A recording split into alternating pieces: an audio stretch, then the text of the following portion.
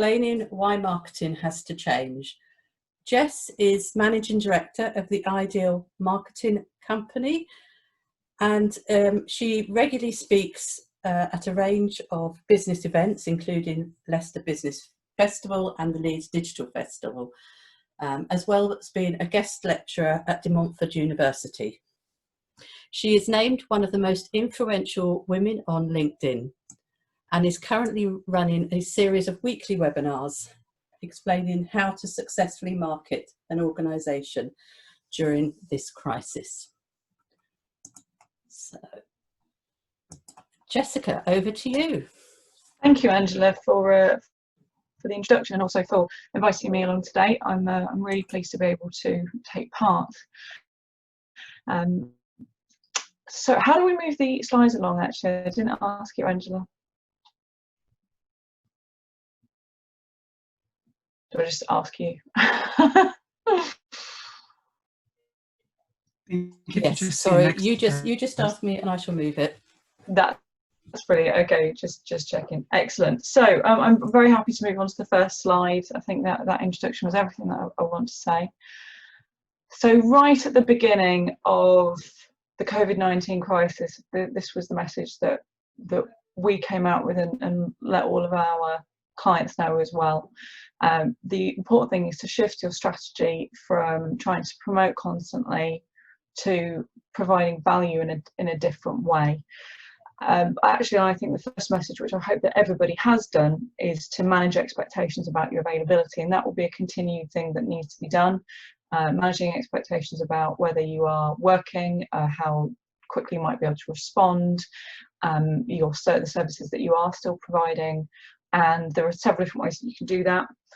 Obviously, by emailing your regular clients on your website as an autoresponder in your email signature on your social media, and then Google My Business is an area that a lot of people have forgotten, where Google have very helpfully made it so that if somebody searches for your business and the Google My Business pops up, it says, unless you put special times, it says next to it in red, this might not be accurate. Even if it is completely accurate, nothing's changed for you and you're still available, it will say this might not be accurate. So go and check if that message is still there.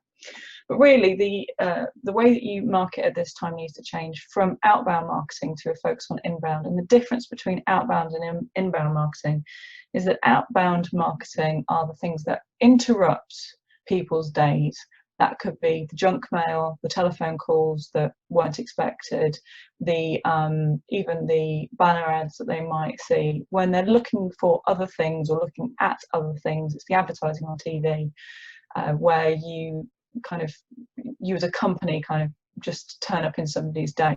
Whereas inbound are the kind of marketing where you're providing value, somebody's looking for what you're providing, they're looking for an answer to a question or a particular product, and you're providing information. A lot of this marketing that's content marketing would come into the inbound type of marketing. So you're looking at your blog posts, you're looking at white papers, your email newsletters when people sign up for them, and of course I hope that they would do by this point. So shift your strategy from being about promotion to providing value and content. That's an awful lot easier to do if you really understand your target market well and you understand exactly what they're getting from you. I always recommend to do persona or avatar development, which really helps for you to fully understand your target market and make sure that you're relevant, that you're communicating with the way. That exercise is particularly helpful at the moment because any avatars that somebody might have developed pre-COVID-19 would need adapting for the situation that we're currently in. So you probably would say, right, well, normally, and you can do it on an industry basis, for example, or on a circumstances basis. How would this person normally think, and how would they think at time of COVID-19? What's going on for them, and how can I help them? This really helps for you to change your messaging, which we'll talk about in a moment, but it also helps for you to understand how to improve your customer experience for your audience. I think a really good example of this has been some of the ways that supermarkets have changed and have adapted that can be quite on brand, because supermarkets are quite busy at the moment, everybody's queuing and they're obviously managing in different ways. But for example, with Aldi, who I'm a big fan of, but they have a cleaning station where you could go and clean your own, I've forgotten what it's called now, trolley, before you go into the supermarket, and the equipment's there, which is great. With Waitrose, what I have seen, I'm not sure if this is consistent or even intentional, but the member of staff cleans the trolley, and then you see it and then you hand it over, and that's very on brand, and it's a way that a customer experience has been adapted for what's going on at the moment, and I think it's really interesting that's gone on. So you can also maximise the perceived value that they're getting from you by using inbound marketing, by providing content and extra tips and support. The reason why we're wanting to do this is to help you bounce back. It would be unreasonable at this time to expect the same levels of income from everybody, or for them to up how much they're spending with you, or some people can't do it, but you are improving how somebody sees your company and the trust that they have for you, because what you do at this time will be remembered, and anything that you've been doing so far will have been noted. They might not be able to remember what you've done, but they will remember how it's made them feel. Any sales conversations in the future are based on how well people know, like, and trust you, and the content marketing, the inbound marketing that you do at the moment gives you a real opportunity to build that know, like, and trust that could at some point turn into a sale. So can we move over to shift your messaging, please, Angela? Next slide. Thank you. Oh, it's quite sensitive. Brilliant. So really, I think this leads very naturally from the last message, really, about shifting the way that you communicate. Is also making sure that message is sensitive to people's current situation. I think a lot of the messaging that's been coming out from CEOs emailed out to everybody to say that they're with you or something. I forgot what the message is, but something on the lines of, we're all in this together. I think I've seen quite recently somebody said, we might all be in the sea, but all of us are in different boats. And for some people, they're in a dinghy with a hole in it, and some people are in yachts. So we're all affected, but let's not pretend that we are all affected to the same degree. So one of the ways that you can do this is to really think about how you acknowledge the discomfort that somebody might be going through. And there's a sliding scale which can go from pity to sympathy to empathy and then to compassion. The important thing is to, at the very least, empathise. But pity is really more about acknowledging that somebody is suffering. Sympathy is saying, like, I do care that you are suffering. With empathy, you are feeling how somebody is suffering, and then that does require a bit of vulnerability, and I'll show you how I'll talk about how some people have done that as companies. And then compassion is to really want to relieve someone's suffering and doing everything they can do. So sympathy, a lot of the time, it's when the companies have said, I know that you're suffering, and we acknowledge it, and that's where the mass mail outs or mass emails have come from. With empathy, you're saying, what, we're suffering too, because that for a large company isn't helpful, but we're individuals, or showing them more human side. Marketoonist, if you're aware of Tom Fishburne, he put a brilliant cartoon out this week, which underneath it explains different ways of demonstrating empathy rather than sympathy, where there was an organisation who had to they had to close one of their warehouses, and in the message that went out, the CEO or the manager that was in charge of the whole thing said how much he was going to miss people, not being able to spend time with them, that it was very emotional to have to talk to people one-on-one. There was some vulnerability there, where people said, I miss spending time with you. My hairdresser, for example, has done a brilliant job of this by saying, I really miss talking to you guys. I really, that's something that I spend so much time doing. I think with any profession like that, beauticians, and when you're this point of contact, they are part counsellor, and then provide another service as well. So there's quite a lot of emotion tied up in that. So you can also make sure that you engage. So this is about asking questions. The difference between inbound and outbound marketing. Outbound is really a one-way communication where you are saying, this is our product, this is our service, this is what's going on, and we think you should buy it. With inbound, you are providing information and content, but you've also got more opportunities to engage with people. So if you can ask how somebody's affected and you can get information, then please do. You've got an opportunity for a two-way conversation as well. And then educate as well. I think a lot of people, if they have got the opportunity to upskill at the moment, they're taking it. People, it feels like a massive generalization, but there is a lot of learning going on. And if you're struggling to find information, instead of promoting, you can engage, you can educate instead, and share the skills that you have in a different way, or the value that you provide in a different way by educating. So help and give versus sell and ask, I've already covered this. If you can move along that sliding scale towards compassion, then you're helping and giving, and that will really have a lasting impact on how your brand is seen for your customers.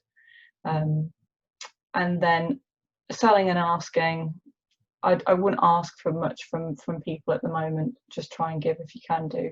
The time will come when hopefully we'll all bounce back quite well.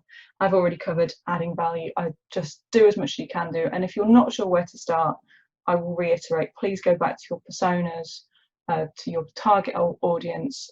What do they value? What service do you provide? And can you provide that value in another way, or demonstrate that you can be trusted in the future? Okay, that's it for my slides for now, Angela. Great, thank you, Jess. So if anybody's got any questions for Jess, please pop them in the Q&A box. I've had a couple in. When you were talking about sympathy and empathy, are there any words that we should be avoiding using, sort of, that would be on your blacklist, as it were? That's a very good question. I think it depends on your customers. Really, it's not so much about words as much as pretending that you know what they feel like when you honestly don't. That can just seem inauthentic and insincere. Or so there aren't actual, I can't think of any words at the moment, but I am coming back on later on, so if I can think of anything in the meantime, I'll let you know. Okay. But it's more about making sure that you don't patronize your audience. So it's more about the tone than the actual words. Yeah, and that's more than the actual words. If I can think of some words, then that would be good. But I can reiterate what this scale is of engagement, where pity is I acknowledge, so it might be I recognise, not, you don't say I know that you're suffering. So what are you going to do about it is the important thing. Whereas with empathy, I feel you're suffering. Like we miss you as well, and we're looking forward to engaging with you again. Is more about empathizing. Okay, and do you envisage a time where we'll be shifting back from this help and giving back to sell and ask, and how would we know when our particular business has got to that stage? I think it will depend on the industry and the business. With doing marketing at the moment, what we see is that we have some clients who have, yes, been affected, but not to the same degree. So they're already coming to us and asking for support because they're ready. So that's a question. I feel a bit like the panel at 5 o'clock every day. Don't know. I wish I did, but I think give people the opportunity where they do know the value that you can provide. So when they're ready, they can ask for it. I think a shift to brand building exercises in your marketing and inbound marketing is a good shift to make anyway, because it respects your audience's intelligence and ability to make their own choices and judgment. And you might find that actually doing the supportive things and just saying that this is the thing that I do if you do want help, you will find when that shift starts to happen, because that's what's been happening to us. People have been coming to us when they're ready, and when things have changed, because we've been continuing to provide value and support where we can do. And I've got a lot of referrals as well, because I've been providing information and support. So again, I can't really answer. Sorry, it's been like two questions. I completely deflect. I have got another question. Do you have and this may be one that we can push back to Alison, because I know she works with a lot of retailers, but do you have an example of help and give versus sell and ask from a retail point of view when you just want to sell? From a retail point of view, I would be interested if Alison has got something to follow up with that. With retail, what I have seen is where people have been supporting the NHS workers and providing discounts. Now, retail, I think you're really dealing with shops, aren't you? Really, more than Pret a Manger, for example, before they had to close, they did a heavy discount for NHS workers and did things to support them, which really elevated them in my eyes. There isn't a Pret where I live, actually, so that's that really, but yeah, and that did make an impact. So we've seen that sort of thing. Yes, I can't think of any specific examples, I'm afraid, but that's the sort of thing where there are things that you need to do to support the people who are supporting us. Okay, all right. Well, we will come back to that question once we've spoken to a few more marketeers. And